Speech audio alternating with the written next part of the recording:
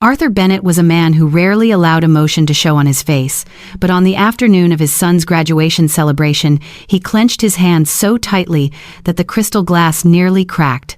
Right in front of the entire family, his brother-in-law had just dropped a rusty bottle cap into Leo's gift box and laughed loudly, as though the future of the 18-year-old boy was worth no more than a piece of trash picked up from a warehouse floor. The party was being held behind the lakeside mansion. Soft jazz drifted between tables covered in white cloths, where cake and wine had been arranged to perfection. Everything looked elegant, but the affection between them was fake. Leo stood beside the gift table in a pale blue shirt. He was tall and thin, with slightly messy brown hair and hands covered in scratches from working with metal, electrical circuits, and machinery. He had just graduated from high school, but instead of boasting about attending a prestigious university, Leo had simply said that he planned to continue studying applied mechanics.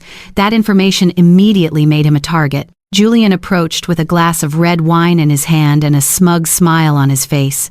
He was the husband of Clara, Arthur's younger sister, and he had a habit of turning every family gathering into a stage for showing off his success. Clara followed behind her husband, her hands tightly clasped and her eyes avoiding everyone around her. Julian opened a small box wrapped in silver paper. There was no watch, fountain pen, or congratulatory card inside. There was only an old bottle cap with warped edges and brown patches of rust. He held it up and declared that it was the most suitable gift for Leo's future. According to Julian, a kid studying mechanical trades would never be capable of much more than fixing small things or opening beers for successful people. A few laughs broke out around the table. When Evelyn, Arthur's mother, smiled as though Julian had just told a harmless joke, the laughter spread. Some people turned away. Others pretended to adjust their napkins. No one spoke up to defend Leo. Arthur saw his son's shoulders stiffen. Leo did not cry. He did not argue. He simply took the bottle cap between two fingers and quietly said, "Thank you." But inside him, 5 years of being looked down on were gathering into one crushing weight. The robots that had been called scrap toys, the designs Julian had snatched from his hands, the times Julian had asked him in front of everyone whether Leo realized he was embarrassing his father. Arthur knew about all of it. He had wanted to put an end to that cruelty, but Leo had always asked him not to make things worse. He believed that staying silent would eventually make those who enjoyed mocking him lose interest. That afternoon, his silence only made Julian bolder. Julian placed a hand on Leo's shoulder and told him that he needed to accept his place in life. Arthur raised his head. At that exact moment, the phone in his jacket pocket vibrated. Vivian's name appeared on the screen. She was the executive secretary of Apex Investment Fund. The message contained only a few lines, but they were powerful enough to reverse the entire situation. The emergency audit had been completed. Julian's Green Life restaurant chain had been caught using fabricated revenue figures to secure loans. The board was waiting for Arthur's final decision before 1 o'clock that afternoon. Either Apex would inject another $15 million to save Green Life, or all of Julian's assets would be frozen as part of the investigation. Arthur read the message twice. Then he looked at the bottle cap in his son's hand. Across the lawn, Julian was still laughing, unaware that the man he had just insulted was the only person who could keep his paper empire from collapsing. Arthur walked across the grass with such calmness that no one realized he was holding the survival of an entire empire in his hands. On the other side of the lawn, Julian remained surrounded by relatives, raising his wine glass and talking about his plans to expand Green Life as though he had reached a height from which no one could ever pull him down. Leo stood quietly near the gift table. The rusty bottle cap was still resting in his palm, cold and rough. He watched his father walk toward Julian, but he had no idea what the message on the phone had said. The only thing Leo noticed was that Arthur's eyes had changed. There was no anger left in them, no more restraint, only the coldness of a man who had already made a decision. Arthur stopped in front of Julian and asked him about Green Life. The question was gentle, but it made the smile on Julian's lips freeze for a moment. He quickly hid his reaction by taking a sip of wine, then loudly announced that the company was growing faster than ever. The 10th location was about to open. A new round of investment was being finalized. According to Julian, within only a few months, Green Life would become the largest organic restaurant brand in the region. The people around him immediately looked impressed. Evelyn nodded with satisfaction. Clara tried to smile, but her fingers tightened around the strap of her handbag until they turned white. She knew her husband had not slept properly for weeks. She had seen the midnight phone calls, the bills hidden inside desk drawers, and the times Julian had smashed glasses when the bank refused to extend his loan. But Clara remained silent. Arthur asked who was funding the new investment round. Julian laughed loudly and said that the information was confidential. He even deliberately patted Arthur on the shoulder, as though he were explaining business to someone who understood nothing about financial power. Arthur did not move away. He took out his phone, opened Vivian's message, and turned the screen toward Julian. The color drained from Julian's face almost instantly. The screen displayed a report from Apex Fund. Green Life's name appeared at the top of the audit file. Below it were lines confirming inflated revenue, fabricated invoices, and credit obtained through false figures. At the end was a request for a decision on a $15 million rescue package before 1 o'clock that afternoon. Julian stared at Arthur, his lips trembling slightly. He asked why Arthur had access to confidential Apex documents. Arthur simply replied that he was the person who would sign the final decision. The air around the party table instantly froze. The laughter disappeared. Several relatives looked at one another, trying to understand what they had just heard. For years, they had only known Arthur as a quiet man who worked in investment. None of them knew that he was the chief executive of Apex Fund, the man with the authority to decide the fate of companies worth hundreds of millions of dollars. Julian stepped back half a pace. For the first time that afternoon, the arrogance on his face was replaced by genuine fear. He lowered his voice and said that this was a business matter and that Arthur should not bring it into a family celebration. Arthur looked directly into his eyes. He said that Julian had brought business into the party first, the moment he used a rusty bottle cap to place a value on Leo's future. Julian opened his mouth, but no words came out. The phone in his pocket began vibrating repeatedly. The name of his co-founder appeared on the screen. Julian rejected the first call. A second call came immediately. Then a third. Arthur knew exactly why the person on the other end was panicking. He revealed that Julian's business partner had signed a cooperation agreement with investigators 3 days earlier. In exchange for immunity from prosecution, that man had turned over every email, financial record, and piece of evidence proving that Julian had personally approved the fraudulent credit applications. The wine glass slipped from Julian's hand. It fell onto the grass, and red wine splashed across his expensive shoes like a streak of blood. Clara covered her mouth with one hand. Evelyn stood frozen. The people who had just laughed at Leo began stepping away from Julian, as though his collapse were a disease that could spread. Arthur looked at his watch. There were fewer than 20 minutes left before the deadline. He did not announce his decision. Not yet. Arthur turned back toward Leo. His son was still standing beside the gift table, silently watching everything. Arthur saw no satisfaction in Leo's eyes. There was only an exhaustion that had been buried for far too long. He understood that before deciding Julian's fate, he needed to know what Leo truly wanted.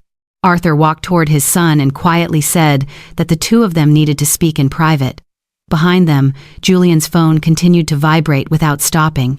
Arthur led Leo into the study at the end of the hallway and closed the wooden door behind them. The ringing phones, the crying, and the arguments outside immediately faded into the distance. Inside the room, only the ticking of the clock remained, along with the late afternoon sunlight slanting across the dark bookshelves.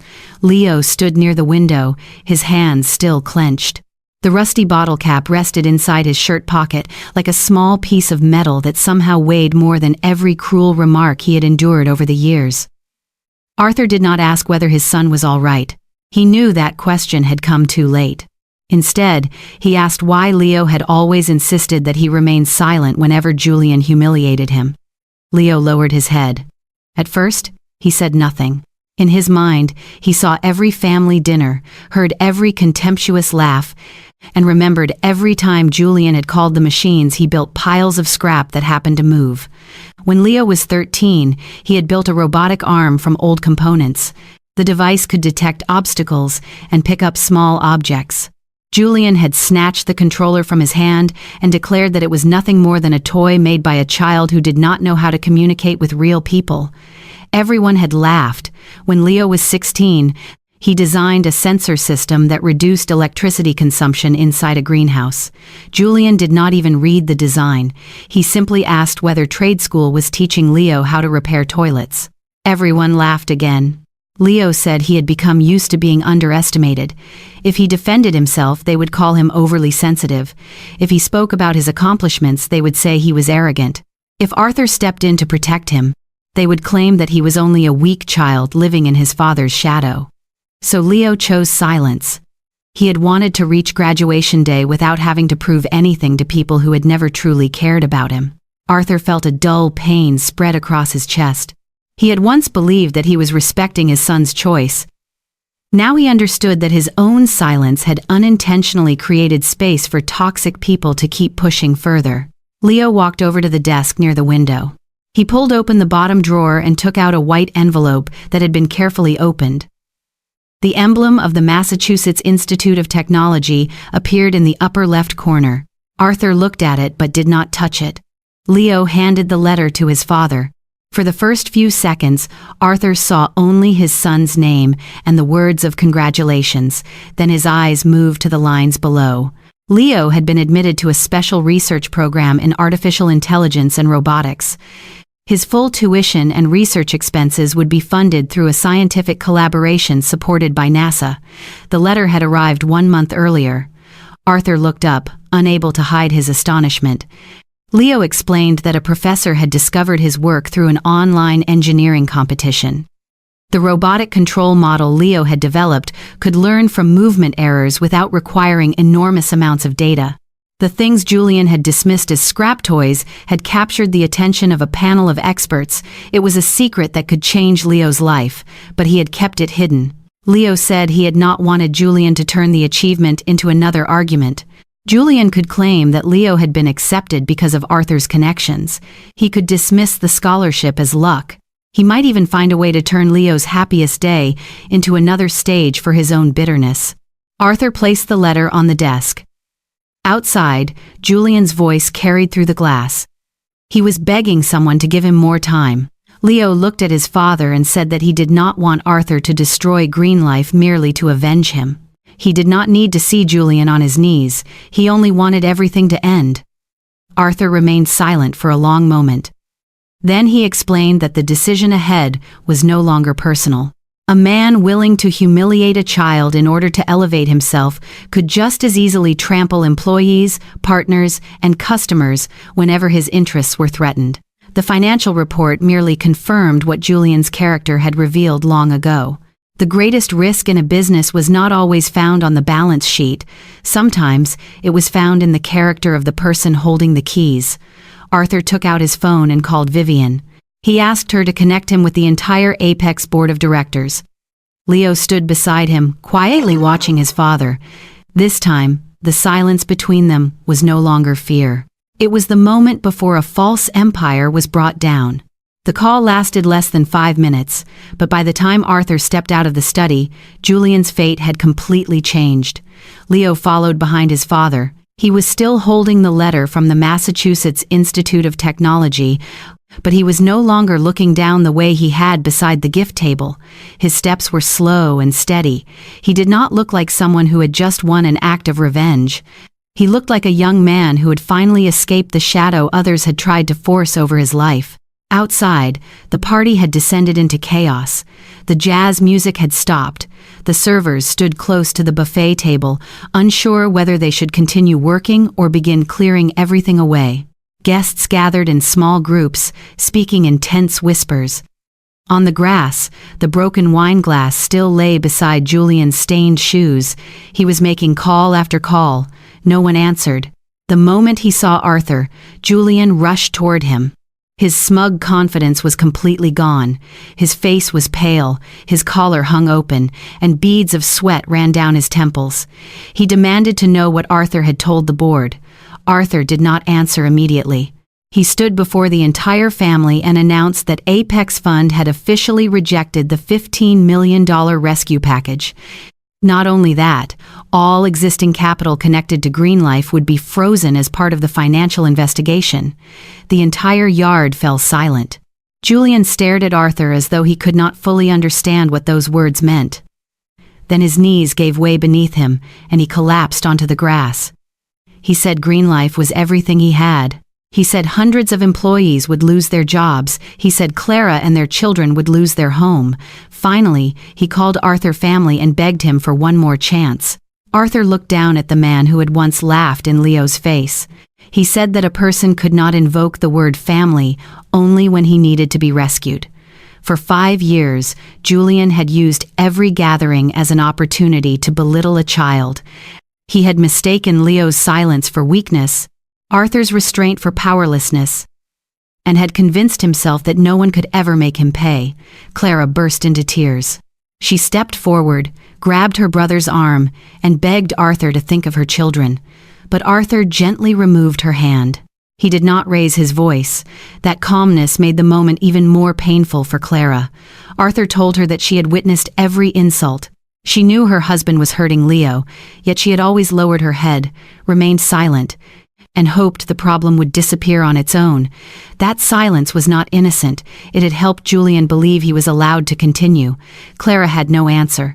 Evelyn came out of the house holding Leo's letter. She must have seen it on the desk while searching for Arthur.